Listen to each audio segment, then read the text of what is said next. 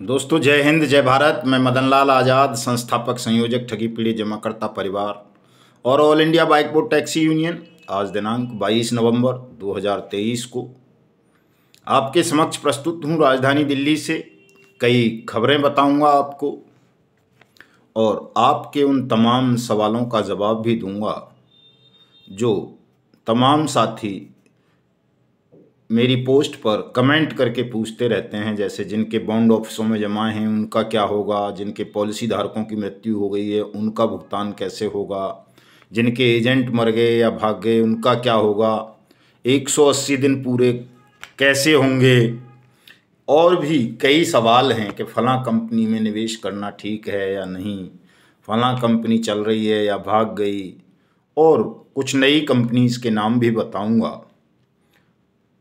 और ऐसी कंपनीज़ के भी जिक्र करूंगा जो अभी भी लोगों को लूट रही हैं, ठग रही हैं, और आपके भुगतान को लेकर हमारी रणनीति क्या है, आपका भुगतान कैसे संभव होगा वर्ष 2023 में ही, इस पर भी अपना विश्लेषण और दृष्टिकोण प्रस्तुत करूंगा। इसलिए साथियों, जो भी हमारे सब्सक्राइबर हैं वो, जो सब्सक्राइबर नहीं है वो, जो भी हमारे दर्शक हैं, श्रोता हैं, वो सब इस पूरे वीडियो को ध्यान से सुनेंगे, और जिनके पास समय नहीं होता, जो जल्दबाजी वाले हैं, वो बिल्कुल नहीं सुनेंगे, चूँकि मैं जल्दबाजों के लिए वीडियो नहीं बनाता हूँ। मेरा वीडियो उन व्यक्तियों के लिए होता है जो हताश हैं, निराश हैं, तनावग्रस्त हैं, जो अपने परिश्रम से प्राप्त धन को डूब जाने के कारण व्यथित हो गए हैं और वो वास्तव में उस पैसे को वापस लेना चाहते हैं। ऐसे लोगों के लिए मैं वीडियो बनाता हूँ, इसीलिए विस्तार से चर्चा करता हूँ, विस्तार से उन्हें समझाता हूँ, ताकि वो अपनी बची खुची सामर्थ्य का संकलन करके अपने पैसे को प्राप्त कर सकें और ठगों के खिलाफ चल रही हमारी लड़ाई में हमें सहयोग भी कर सकें। तो इसलिए तमाम साथी पूरा वीडियो ध्यान से सुनेंगे। जिन साथियों ने अभी तक हमारे न्यूज़ चैनल युगांतर न्यूज़ को सब्सक्राइब नहीं किया है वो इसे सब्सक्राइब जरूर कर लेंगे, मेरे इस वीडियो संदेश को ज़्यादा से ज़्यादा शेयर कर देंगे, लाइक भी कर देंगे और कमेंट भी कर देंगे दोस्तों, ताकि मेरी बात उन लोगों तक भी पहुँचे जिन तक अभी तक जिनके पास तक पहुँची नहीं है, और वो हमसे जुड़कर लाभ उठा सकें और हमें भी ताकत दे सकें देश के 42 करोड़ ठगी पीड़ित जमाकर्ता परिवारों का भुगतान करवाने की, हिंदुस्तान को ठगमुक्त बेईमान रहित राष्ट्र राज्य के रूप में स्थापित करने की। तो स्वागत है आप सबका आज के इस एपिसोड में साथियों। तमाम चीज़ों पर चर्चा करूंगा, तमाम खबरें दूंगा आपको और एक नई बात भी बताऊंगा। लेकिन आज मैंने कुछ चीज़ें लिखी हैं, वैसे तो मैं लिख कर के खैर कम बोलता हूँ क्योंकि मुझे सब कुछ याद रहता है, लेकिन आज एक मैं अपील पहले आप लोगों से कर देना चाहता हूँ अपने कार्यक्रम 30 जनवरी 2024 के संदर्भ में। दोस्तों, आप सब जानते हैं कि देश में 42 करोड़ से ज़्यादा लोगों के साथ योजनाबद्ध ठगी हुई है। भिन्न भिन्न कंपनीज ने की है, सरकारी संरक्षण में की है। ये भी नहीं कि साहब कोई चोरी छुपे उन्होंने कर लिया हो, खुलेआम दफ्तर खोल के, खुलेआम तमाम बोर्ड लगा के, एजेंट अपॉइंट करके उन्होंने ये सब किया है। इसलिए तो जब ये सब कुछ खुलेआम हुआ है तो सरकार की ड्यूटी बनती है दोस्तों कि सरकार ही आपका भुगतान करे। जब सरकार ने उनको लाइसेंस दिए थे और सरकार ने ही कानून भी बनाया है आपके भुगतान के लिए, अनियमित जमा योजनाएं पाबंदी कानून, और इस कानून में आपके भुगतान की गारंटी दी गई है कि सरकार आपकी जमा राशि का 2 से 3 गुना पैसा देगी, 180 दिन में देगी, बशर्ते आप अपने भुगतान के लिए आवेदन करें, भुगतान की त्रुटियों को खत्म करवाएं, आवेदन की त्रुटियों को खत्म करवाएं और आवेदन पर प्रोसीडिंग आरंभ कराएं। ये 3 काम आवेदक के ही हैं। जब आप केवल आवेदन करके घर बैठ जाओगे और सोचोगे मेरा 180 दिन में पैसा आ जाएगा, नहीं मिलेगा। प्रत्येक व्यक्ति को जिसका भी पैसा है वो स्वयं या उसका कोई प्रतिनिधि प्रोसीडिंग ऑफिसर के पास, यानी जिसको हम सक्षम अधिकारी या भुगतान अधिकारी या जमाकर्ता हित संरक्षण अधिकारी भी बोल देते हैं, उसके पास जाएगा, अपने आवेदन की त्रुटियां ठीक करवाएगा, अपने आवेदन पर डेट फिक्स करवाएगा, सुनवाई करवाएगा, तब और एविडेंस प्रस्तुत करेगा, तब उसका भुगतान 180 दिन में सक्षम या सहायक सक्षम अधिकारी बट्स एक्ट 2019 का करवाएगा। ये प्रोसीडिंग है, इसको नहीं करोगे, आवेदन करके घरों में बैठ जाओगे, किसी आंदोलन में नहीं आओगे, कुछ और नहीं करोगे, तो 180 साल में भी किसी का भुगतान नहीं होगा। आपके इस सवाल का जवाब यही है, जो लोग कहते हैं कि 180 दिन कब पूरे होंगे। तो इसको ध्यान से सुन लें, इस प्रक्रिया को कर लें। जब ये कर लोगे 180 दिन आपके पूरे हो जाएंगे, निश्चित रूप से आपका पैसा आपको वापस मिल जाएगा। जिन्होंने आवेदन अभी नहीं किए हैं वो आवेदन भी कर दें अपने नज़दीकी जिला या तहसील में, जहां भी आपके यहाँ भुगतान पटल की स्थापना हुई हो, सक्षम या सहायक सक्षम अधिकारी के यहाँ। दोस्तों, कोई भी आदमी जिसे कभी भूख ने सताया होगा, कभी जिसने पूस की ठंड झेली होगी, पूस समझ रहे होंगे, जनवरी वाली जो होती है, दिसंबर जनवरी की जो सर्दी होती है, और नंगे बदन रहा होगा, जिसे रोजगार के लिए दर दर ठोकरें खानी पड़ी होंगी, लांछित और अपमानित होना पड़ा होगा, वो बता देगा कि आज के 1.5 से 2 करोड़ एजेंट्स की वास्तविक स्थिति क्या है और बेरोजगारी कितना बड़ा अभिशाप होती है कि आदमी उस अभिशाप से मुक्ति पाने के लिए, बेरोजगारी के से, गरीबी के अभिशाप से, ठग कंपनी और ठग क्रेडिट कोऑपरेटिव सोसाइटीज के चंगुल में फंसकर अपना, अपने परिवार का जीवन तबाह कर लेता है।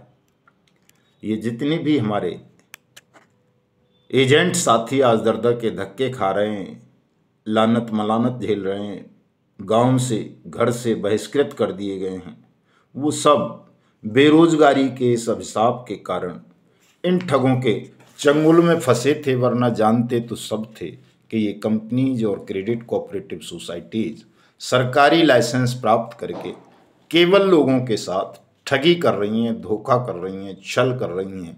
ये पैसा इतनी सरलता से वापस नहीं मिलेगा। तमाम कंपनीज की बात कर रहा हूँ मैं दोस्तों, चाहे वो सहारा समूह हो, PACL पल्स हो, या जो भी हो। और ये जो आज कुछ नई कंपनीज की भी लिस्टिंग हुई है हमारे यहाँ, जिनमें से मैं बता देता हूँ आपको, ICL mutual benefits corporation limited है, क्षेत्रीय ग्राम्य विकास संस्थान है, देवयानी प्रॉपर्टी लिमिटेड है कोई अलीगढ़ की, स्काई टच है, इन्फ्रोटेक इंडिया लिमिटेड है, rainbow multi state cooperative society है, SSJ किसान रियल एस्टेट है, मातृभूमि म्यूचुअल बेनिफिट लिमिटेड है। मातृभूमि जैसी चीज़ को भी ठगों ने बख्शा नहीं है। USK इंडिया लिमिटेड है, ग्रीन टच प्रोजेक्ट है, sovereign multipurpose credit cooperative society है, एराइज भूमि, एराइज अर्थ है, जिसने अभी फ्लीकर नाम से एक कंपनी चलाई है, BPN रियल एस्टेट है, future gold Infrabuild India limited है, परिवार डेयरीज एंड एलाइड ग्वालियर है, और दुनिया भर की कंपनीज हैं दोस्तों, जिन्होंने आपके साथ ठगी की है। लगभग 3 लाख हैं इस तरह की कंपनीज और क्रेडिट कोऑपरेटिव सोसाइटी जो लगातार आपके साथ ठगी करती रही हैं। और ये जो मैंने कल बताया था, कल का वीडियो सुन लें आप लोग ध्यान से, कि किस तरह से कन्वर्जन के नाम पर आपको ठगा गया और फंसाया गया कि आपका पैसा कभी वापस ना मिल सके। इस कन्वर्जन के कारण ही दोस्तों हजारों करोड़ रुपए नहीं, लाखों करोड़ रुपए आपका सेबी के पास पड़ा हुआ है, वो वापस नहीं हो रहा। इसी तरह से अब ये एराइज भूमि और एराइज अर्थ जैसी कंपनियों के जो संचालक थे वो बंद कर दी दोनों ने। अब सुना है, मतलब खबर आई है, आज सुना नहीं है, पक्की खबर है कि ये लोग अब फ्लीकर नाम से कोई कंपनी शुरू की है नई, और पूर्वी उत्तर प्रदेश समेत देश के कई राज्यों में फिर से इन्होंने अपना वही पुराना ठगी का धंधा शुरू कर दिया है। दोस्तों, ये कर्म मत करो। आपको पता है कि एमवे जैसी कंपनी पर ईडी ने मुकदमा दर्ज कर दिया है और लगभग 4500 करोड़ रुपए उस पर टैक्स चोरी का आरोप लगाकर उसको बाइंड अप करने का कार्रवाई शुरू कर दी है हैदराबाद से। एमवे इंटरनेशनल कंपनी, जिसका बड़ा नाम था, पिछले 20 साल से जो हिंदुस्तान में काम कर रही थी प्रोडक्ट बेस पर, लेकिन उसने भी ठगी की। जब ठीक से उसकी जांच हुई तो Janshakti multi state credit cooperative society, Trinity multi state cooperative society, इन सब के विषय में आपको पता है कि इन्होंने भी ठगी की है और इनके खिलाफ भी धड़ाधड़ मुकदमे दर्ज हो रहे हैं। ट्रिनिटी जो है, इसके खिलाफ कल भी गोरखपुर में एक नया मुकदमा बट्स एक्ट के तहत दर्ज हुआ है।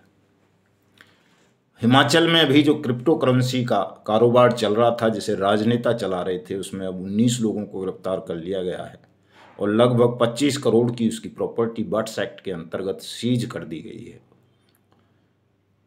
तो ये क्रिप्टो करेंसी, बिटकॉइन, इससे बचो। और ये जो निधियां आ रही हैं, नई नई कंपनी चल रही हैं, फ्लिपकार्ट जैसी, उन्नति जैसी, इनसे भी बचो।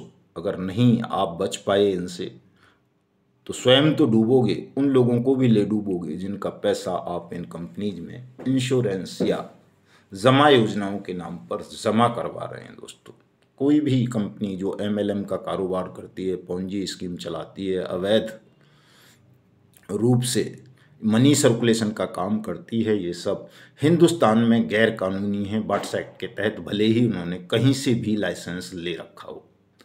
ये ध्यान रखना, इनमें से कोई भी चल नहीं पाएगी, सबके खिलाफ कार्रवाई होगी और सब बंद होंगी। आप फिर बाद में पछताएंगे, जैसे आज सहारा समूह, PACL, Pearls, Sai Prasad, Samruddha Jeevan, Sai Prakash, Adarsh credit cooperative society, Bike Bot, Hello Taxi, Top Ride, Rose Valley, पियर सैलाइट, फ्यूचर मेकर, आरएमसीएल इत्यादि इत्यादि कंपनी जो हैं, विश्वामित्र हुई, एचबीएन हुई, और क्या बोलते हैं अपना GN Dairy, GN Gold, BN Gold, Heera Gold, इनके लोग जिस तरह से सिर पकड़कर रो रहे हैं, दर दर के धक्के खा रहे हैं, अपनी जान बचाने के लिए, अपने निवेशकों का भुगतान करवाने के लिए, वही स्थिति, उससे भी बुरी स्थिति बल्कि आपकी हो जानी है। दोस्तों, तो ध्यान रखिए तमाम साथी, इनसे बचिए और इन कंपनीज के झांसे में मत आइए। बेरोजगारी अभिशाप है, ये मान लिया, लेकिन इतने भी मजबूर ना हो कि आपको कोई ठग बार बार ठग ले। एक बार दो बार समझ में आता है कि विवश होकर मजबूरी बस आपको कोई ठग ले, लेकिन बार बार आप ठगे जा रहे हैं, तो कहीं ना कहीं आपके मन में आत्मविश्वास की कमी है और आप भी लालच के शिकार हैं, जल्दी अमीर हो जाना चाहते हैं। इन तमाम परिस्थितियों से बचने का प्रयास करें। कोई भी किसी भी कंपनी या क्रेडिट कोऑपरेटिव सोसाइटी में ये गलीच घृणित धंधा ना करें, अन्यथा आप निश्चित रूप से अपने जीवन के लिए कांटे बोएंगे। दोस्तों, तो मैं आपको बता रहा था कि 30 जनवरी 2024 ये अंतिम तो नहीं कहेंगे, लेकिन एक निर्णायक संघर्ष होने जा रहा है देश के 42 करोड़ ठगी पीड़ित जमाकर्ता परिवारों के भुगतान के लिए। इसकी तिथि हमने 2 अक्टूबर को ही तय कर दी थी, जब हम प्रधानमंत्री को राजघाट गांधी समाधि पर घेरने में विफल हो गए थे। क्यों विफल हुए, इस पर मैं कई बार बता चुका हूं, उस पर अब ज़्यादा चर्चा नहीं करूंगा, लेकिन वो हमारी विफलता थी कि हम प्रधानमंत्री का घेराव नहीं कर सके और उन तक आपकी पीड़ा को पहुंचा नहीं सके ठीक से। वैसे तो वो जानते हैं सब आपकी पीड़ा को, जानबूझकर अनदेखा कर रहे हैं, लेकिन एक बार मैं चाहता हूं कि प्रधानमंत्री का घेराव हो, उनसे बैठकर वार्ता हो। चूँकि वैसे तो 10 करोड़ रुपए का खर्चा आता है, मैंने कल के वीडियो में बताया था प्रधानमंत्री से वार्ता करने के लिए, तो 10 करोड़ रुपए हमारे पास तो है नहीं खर्च करने के लिए कि हम प्रधानमंत्री से टेबल टॉक कर सकें इस विषय पर। हमारे पास घेराव की शक्ति है, चूँकि हम 42 करोड़ ठगी पीड़ित जमाकर्ता परिवारों का प्रतिनिधित्व कर रहे हैं, तो हम उनको घेर तो सकते हैं। और जब घेर लेंगे तो फिर तो टेबल टॉक क्या, सारी टॉक हो जाएंगी, कोई भी टॉक कर लेना, फिर तो उनको विवश किया जाएगा। वो तो विवश करने के लिए होता है उस हथियार का प्रयोग, तो हम वो कर सकते हैं और वो प्रयास हम 30 जनवरी 2024 को कर रहे हैं। उसमें भी कंडीशन है कि अगर 31 दिसंबर 2023 तक प्रधानमंत्री, ED, CBI, SEBI, NCLT, SFIO या अन्य केंद्रीय एजेंसियों के मार्फत से उन्होंने जो धन देश की ठगी पीड़ित जमाकर्ता परिवारों का वाया ठग कंपनी या ठग क्रेडिट कोऑपरेटिव सोसाइटी अपने कब्जे में लिया है, उस फंड को पूरे को रिलीज करके वो तमाम राज्यों को वितरित कर दें और तमाम राज्यों को कहें कि वो पैसा तमाम जिला और तहसीलों में जो बर्ड्स एक्ट अथॉरिटीज़ गठित की गई हैं उनको ट्रांसफ़र कर दिया जाए और वो अथॉरिटीज़ अपने अपने अधिकारिता वाले क्षेत्र के लोगों से आवेदन लेकर भुगतान के उनका भुगतान कर दें। ये कोई बड़ा काम नहीं है, सरल काम है, किया जा सकता है। जैसा मैंने सरलता से बताया वैसे ही किया जा सकता है, बशर्ते प्रधानमंत्री की नीयत साफ हो। लेकिन उनकी नीयत अगर साफ नहीं रही, उन्होंने भुगतान नहीं किया, तो 30 जनवरी 2024 को हमारा संगठन और हमारे संगठन के अभियान से सहानुभूति या स्वानुभूति रखने वाले तमाम एजेंट और निवेशक साथी देश के इस कार्यक्रम में सम्मिलित होंगे, भागीदार बनेंगे। इसी पर एक आर्टिकल है जो मैं पढ़ के सुनाता हूं दोस्तों आपको। और कल मैंने उसका प्रयोग देखा है। मैडम बहुत दिनों से हमारा विरोध कर रही थी, एक बर्ड्स एक्ट का ही विरोध करती थी। हमारा तो छोड़ो, हमारा तो किया जा सकता है। कोई आदमी कृष्ण का विरोधी तो हो सकता है, उन्हें साधारण ग्वाला कह सकता है, लेकिन कोई धर्म स्थापना का ही विरोधी हो, धर्म का ही विरोधी हो, न्याय स्थापना का ही विरोधी हो, उसको बर्दाश्त नहीं किया जा सकता। लेकिन उनको सद्बुद्धि आई और उन्होंने कहा कि नहीं, बर्ड्स एक्ट भी ठीक है, बर्ड्स एक्ट के तहत भी कार्रवाई होनी चाहिए। High court, supreme court, SEBI वगैरह से आज तक राहत नहीं मिली है। 2015 से मैं लड़ रही हूँ, तो इसलिए अब सबको एक मंच पर आकर इस लड़ाई को लड़ना चाहिए। तो साथियों, ये जन दबाव से हो सकता है कि तमाम ठगी पीड़ित जमाकर्ता परिवार और एजेंट साथी अपने अपने संगठनों पर दबाव बनाएं और उनसे कहें कि यदि आपने इस मिशन भुगतान 2023 को मिलकर नहीं लड़ा, 30 जनवरी 2024 को प्रधानमंत्री के घर का अनिश्चितकालीन घेराव नहीं किया तपजप के साथ मिलकर, तो हम आपका संगठन त्याग देंगे, आपका बहिष्कार कर देंगे। फिर तो ये संभव है दोस्तों कि तमाम धूर्त, मूर्ख और लालची किस्म के नेता आपके इस मिशन भुगतान से जुड़ जाएं और 30 जनवरी 2024 एक निर्णायक तिथि बन जाए आपके भुगतान की। और अगर आपने ऐसा नहीं किया, आप इनकी गुलामगिरी करते रहे, आप इनके बहकावे में आते रहे, आप इनके प्रति श्रद्धा व्यक्त करते रहे धूर्त, मूर्ख और लालची नेताओं के, तो निश्चित रूप से ये हमारे इस मिशन को विफल करने का प्रयास करेंगे और आपके साथ ही धोखा होगा। हमारे साथ तो होना क्या है, आपके साथ ही धोखा होना है, जिन लोगों का भी पैसा फंसा हुआ है या जिनकी ज़िंदगी फंसी हुई है एजेंट्स की। तो इसलिए मैं कहना ये चाहता हूं दोस्तों कि अगर हमारा ठगी पीड़ित वर्ग सचेत है, चेतना से संपन्न है, तो वही दबाव डालकर सभी ठगी पीड़ितों के लिए लड़ने वाले संगठनों को, समाज के अन्य मित्र वर्गों को एक मंच पर इकट्ठा कर सकता है, उनका रहनुमा बन सकता है। जिन परिस्थितियों में, जिस विभ्रम की स्थिति में, जिस विकराव की स्थिति में 30 जनवरी की ये डेट हमने रखी है और ये आयोजन किया जा रहा है प्रधानमंत्री के घेराव का, वो आपसे, मुझसे, किसी से भी छुपा नहीं है दोस्तों। इसलिए देश के प्रत्येक ठगी पीड़ित जमाकर्ता परिवार का, एजेंट का ये कर्तव्य बन जाता है कि चाहे वो किसी भी कंपनी, क्रेडिट कोऑपरेटिव सोसाइटी, किसी भी संगठन का सदस्य है, तो वो 30 जनवरी 2024 को एकजुट एक मंच पर एकत्रित होकर अपनी शक्ति का प्रदर्शन करे। जनता के अन्य वर्गों को भी, बहुत सारे लोगों का, केवल आप लोग ही नहीं है, ठगी पीड़ितों का ही भुगतान लंबित नहीं है, किसानों का भुगतान लंबित है, मजदूरों का भुगतान लंबित है, राज्य सरकारों तक का जीएसटी लंबित है, और ये तो मैं कहूँ क्या। तो इन सब को आपको लामबंद करना है, गोलबंद करना है, इनमें चेतना का संचार करना है दोस्तों कि अगर आज हम इकट्ठे नहीं हुए तो ये लोकतंत्र के नाम का जो ढोंग देश में चल रहा है, ये 2024 के बाद खत्म हो जाएगा निश्चित रूप से।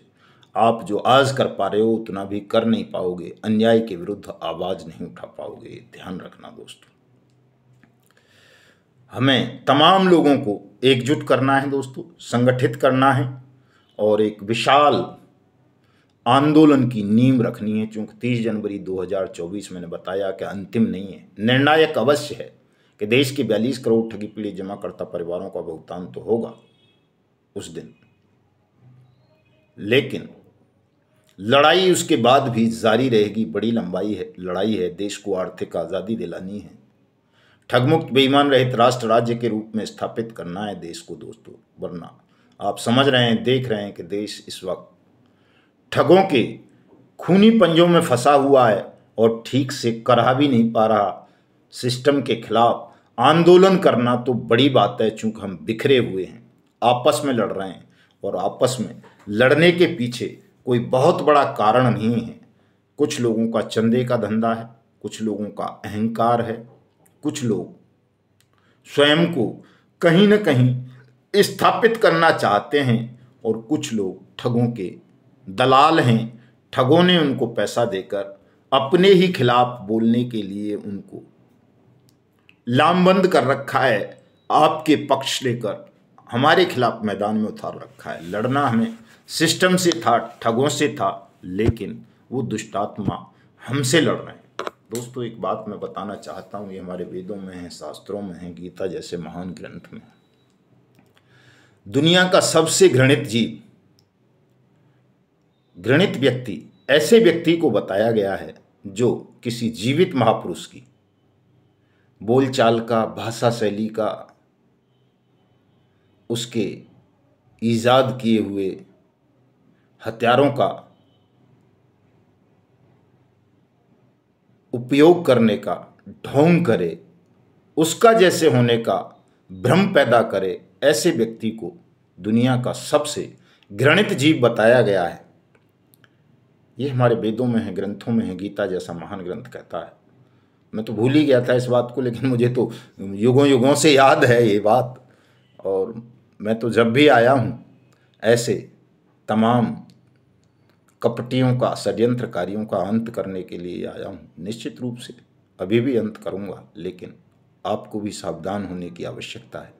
तो ऐसे जो घृणित जीव जो मेरी नकल कर रहे हैं, मेरे शब्दों को बोलते हैं, मेरे जैसी वेशभूषा, मेरे जैसे त्याग की बातें करते हैं, ऐसे घृणित जीवों से आपको सावधान रहने की आवश्यकता है दोस्तों।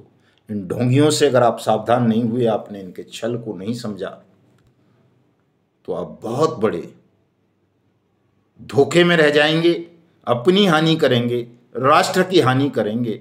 इनमें से एक भी ऐसा नहीं है जो वास्तव में आपका भुगतान चाहता हो, चाहे ये टपका लपका वाले हों या कोई और हों, वो एजेंट सुरक्षा ठग मंडली वाले हों, वो कितने भी दावे करें भोले बनने के, सन्यासी होने के, लेकिन मैंने तो उनको सबको देखा है कि उनमें से कोई भी सन्यासी नहीं है, बल्कि वो इतने घृणित हैं कि उन्होंने फर्जी सर्टिफिकेट छपवा कर कंपनीज के और क्रेडिट कोऑपरेटिव सोसाइटीज़ के देश के निवेशकों को बांटे हैं।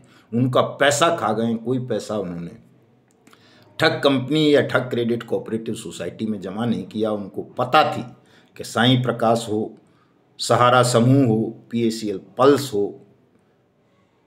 कर्म भूमि हो, कल्पतरु हो, ये सब डूबनी है।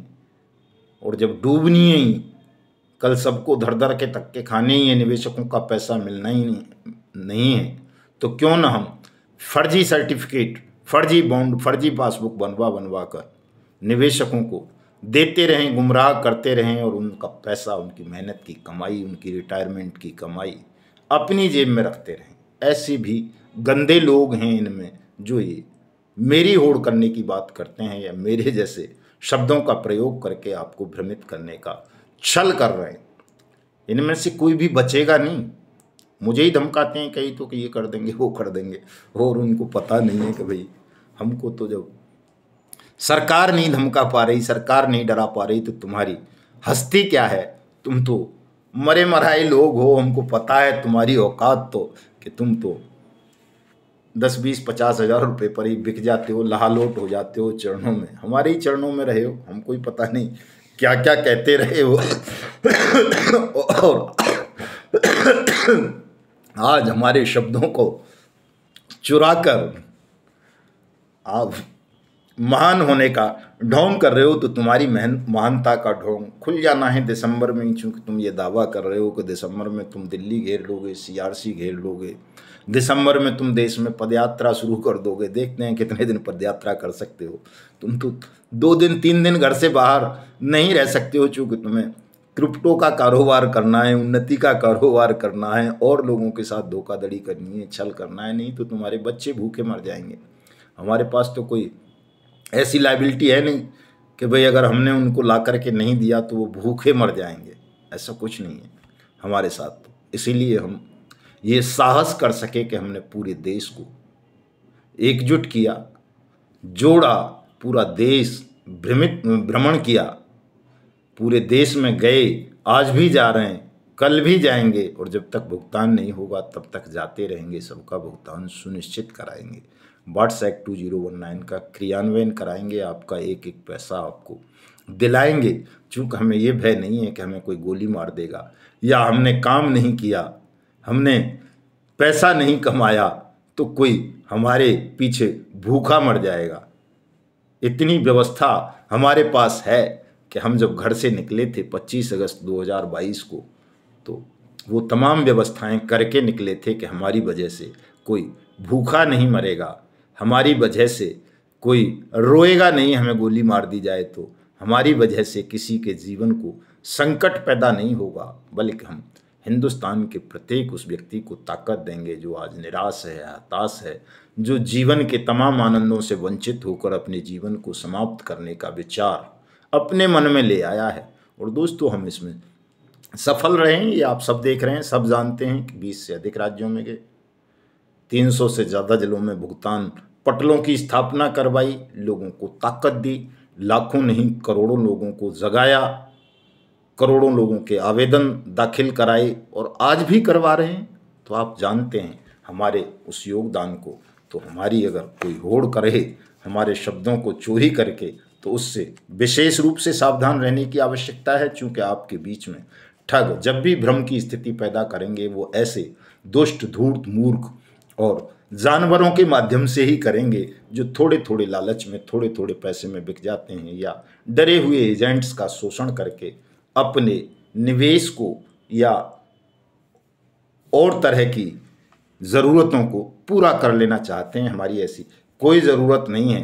कोई कुछ देगा तो ठीक है, नहीं देगा तो भी ठीक है। हम तो हमेशा कहते हैं कि कोई सहयोग करे या न करे, हमारा मिशन है आप सबका भुगतान करा देना, हिंदुस्तान को ठगमुक्त बेईमान रहित राष्ट्र राज्य के रूप में स्थापित करा देना। वो हम करेंगे, उसमें हमें किसी पर आश्रित नहीं है हम कि भाई वो नहीं सहयोग करेगा तो ये हो जाएगा। इतना जरूर हो सकता है कि आप सहयोग करेंगे जल्दी हो जाएगा, आप सहयोग नहीं करेंगे थोड़ा समय ज़्यादा लगेगा, लेकिन ये होना है। और 30 जनवरी को दोस्तों आप सबको आना है प्रधानमंत्री का कार्यालय का अनिश्चितकालीन घेराव करने।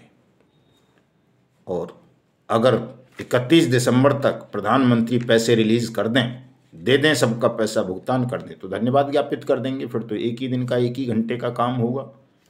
और नहीं करेंगे तो घेराव करेंगे, उनको विवश करेंगे। आप सबका भुगतान कराने के लिए इस बार का कार्यक्रम एक दिन का कार्यक्रम नहीं होगा, ये अनिश्चितकालीन होगा दोस्तों।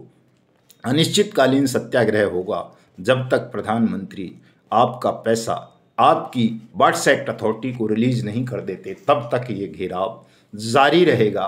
और हम शासन उनको हिंदुस्तान पर नहीं करने देंगे जब तक कि वो आप सबका भुगतान नहीं कर देते। तो मैंने जैसा कि आप सबको बताया था कि कुछ प्रश्नों का मैं जवाब दूंगा। जिनके बॉन्ड ऑफिसों में जमा हो गए हैं उनका क्या होगा, ऐसे तमाम साथी भले ही किसी भी कंपनी के हों, पल्स के या सहारा के या किसी और के, वो साथी भी अपना अपने भुगतान का दावा उन कागजातों की फोटोकॉपी लगाकर, अगर फोटोकॉपी भी खत्म हो गई है तो एक एफिडेविट बनवा लेंगे नोटेरियल अपनी तहसील से या ज़िले से, वो बन जाता है एजीबे में, 50-60 कहीं कहीं 100 रुपये भी ले लेते हैं उसके। वो बनवा लेंगे कि साहब मैंने ये कागज़ ऑफिस में जमा कर दिए थे या खो गए हैं या एजेंट ले गया था मेरा। उस एफिडेविट को लगाकर अपना जो हमारा भुगतान का आवेदन है वाट्स एक्ट 2019 के अंतर्गत वो ले लेंगे, वो भर देंगे और अपने एजेंट से उसको सर्टिफाइड करा देंगे। अगर एजेंट मर गया है तो उसका कोई सीनियर जीवित होगा, उसको पकड़ लें, उससे करवा दें, और या कोई ब्रांच मैनेजर होगा, उससे करवा लें। अगर वो मना करें तो उनके खिलाफ पुलिस में शिकायत दर्ज करवा दें तुरंत कि साहब हम इस कंपनी के निवेशक हैं, इस सोसाइटी के निवेशक हैं, हमने इनके मार्फत ये पैसा जमा किया था और ये हमारे आवेदन को सत्यापित नहीं कर रहे हैं, हमारे ये कागजात इन्होंने ऑफिस में जमा करवा दिए थे या हमने खुद कर दिए थे। वो तमाम चीज़ें करके आप अपना आवेदन दाखिल कर सकते हैं सहायक और सक्षम अधिकारी के यहाँ। दो चीज़ों के जवाब हो गए। पॉलिसी धारकों की मृत्यु होने पर उनके नॉमिनी आवेदन कर सकते हैं, और 180 दिन का मैंने बता ही दिया था आपको कि 180 दिन का मतलब ये नहीं है कि आपने आवेदन कर दिया और 180 दिन बाद आपके खाते में पैसा आ जाएगा। आवेदन करने के 10-15 दिन के अंदर आपको पुनः सक्षम या सहायक सक्षम अधिकारी के पास जाना चाहिए, उनसे पूछना चाहिए कि मेरे आवेदन में कोई त्रुटि तो नहीं है। वो कहे कि है तो उस त्रुटि को दूर कीजिए, और वो कहे नहीं कोई त्रुटि नहीं है, ठीक है, तो उससे कहो इस पर नोटिस इशू कर। चूँकि एक्ट ये कह रहा है कि उस पर इमीडिएटली वो नोटिस इशू करेगा ठग कंपनी या ठग क्रेडिट कोऑपरेटिव सोसाइटी को।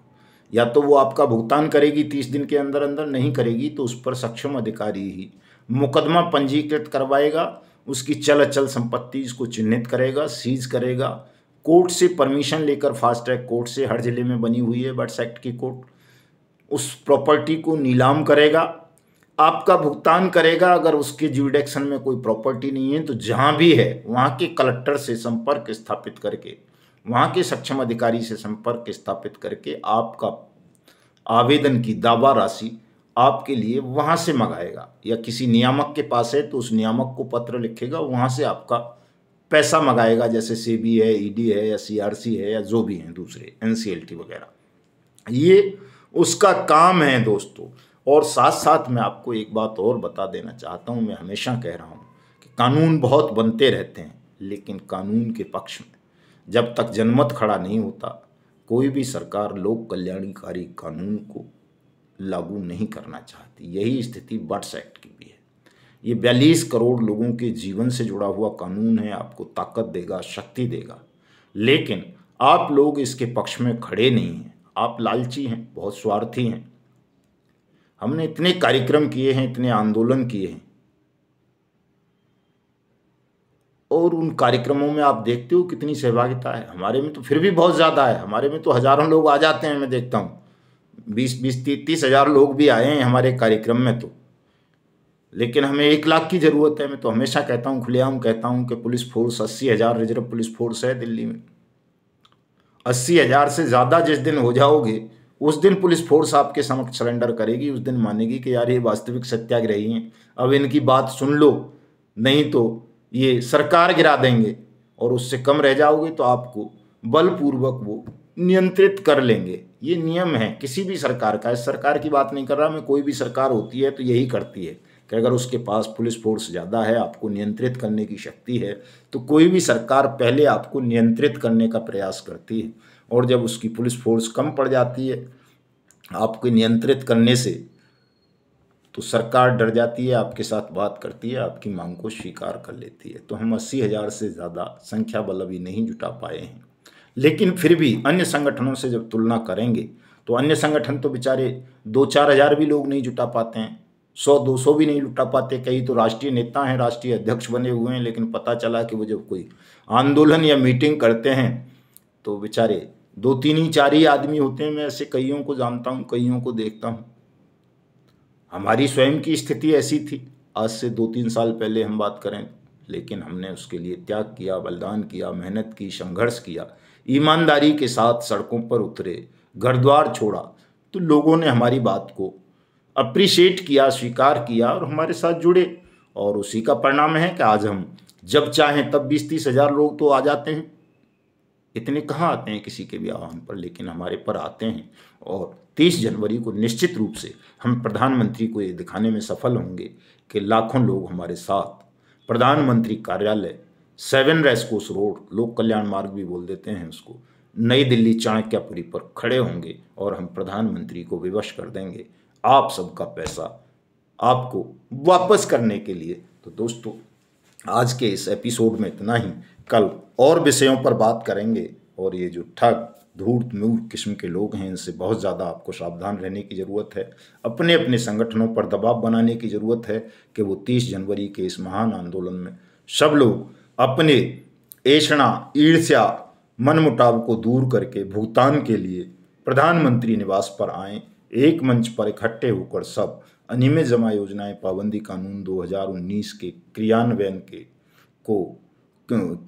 को सुनिश्चित करने की मांग करें। आप सबका भुगतान आपके क्षेत्रीय तहसील या जिले में 180 दिन में करवाने की मांग को स्वीकार करवाएं, अन्यथा आप ऐसे संगठनों का बहिष्कार कर दोगे जो WhatsApp 2019 आपके भुगतान की गारंटी के अधिकार का विरोध करते हैं, हमारे संगठन का विरोध करते हों, हमारा विरोध करते हों। चूंकि आप सब अच्छी तरह से जानते हैं, आपको ज़्यादा बताने की ज़रूरत नहीं है कि कौन क्या कर रहा है।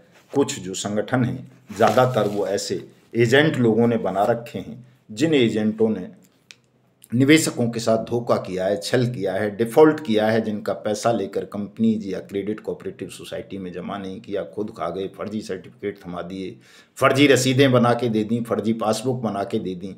ऐसे जो एजेंट हैं, जिनको ये लगता है कि यार भुगतान हुआ तो उनकी पोल खुल जाएगी, पता चल जाएगा उनके चाचा ताऊ, फूफा फूफी, नाना नानी, मामा मामी या भैया भतीजे या माँ बाप को कि इसने मेरे साथ धोखा किया था, छल किया था, मुझे फर्जी कागजात थमा दिए थे, मेरा पैसा ये खुद खा गया था, इसलिए